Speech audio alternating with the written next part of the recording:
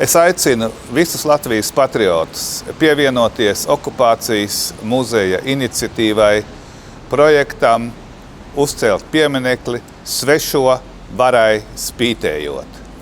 Latviešu tauta nekad nebija padevusies un nekad nebija atteikusies no sava mērķa, no sava sapņa atkal dzīvot brīvā Latvijā. Un pretestība bija masveida, ļoti dažādos veidos. Protams, lielākoties tā bija pasīva pretestība, bet bija arī atsevišķi cilvēki, kuri izrādīja drosmi un kuri aktīvi darbojās pret padomju okupācijas varu.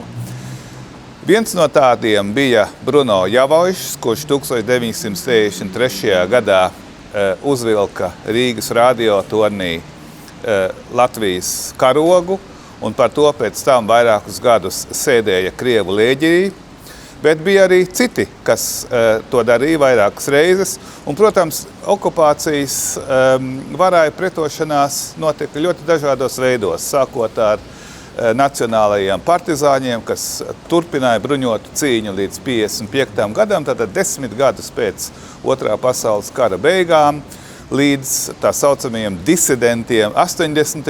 gados, un bija arī, teiksim, izpausmes jaunatnē, bija izpausmes, teiksim, arī inteliģencē, kas vienā vai otrā veidā izrādīja pretestību Krievu varai Latvijā. Mums pašiem ir jāveido sava vēsture, savs vēstures stāsts, jo, ja mēs to nedarīsim paši, to veidos Krievi. Un Krievi to arī tagad mēģina darīt, pārrakstīt vēsturi sev par labu. Tādēļ ir ļoti svarīgi, lai parādās šāda veida pieminekļi, arī cita veida atmiņu liecības, kas apstiprina to, ka latvieši bija pretojušies. Un ja latvieši nebūtu saglabājuši savu gribu atjaunot neatkarību, tad tas arī nebūtu noticis.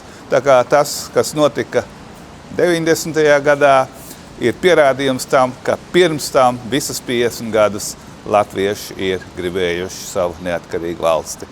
Un tādēļ es aicinu vēlreiz ziedot šim piemineklim, lai mums latviešiem būtu atkal viena atmiņu vieta, kur mēs redzam, ka latvieši ir stipri un gājuši cauri arī Krievu okupācijas režīmām, lai nonāktu pie savas atjaunotās Latvijas.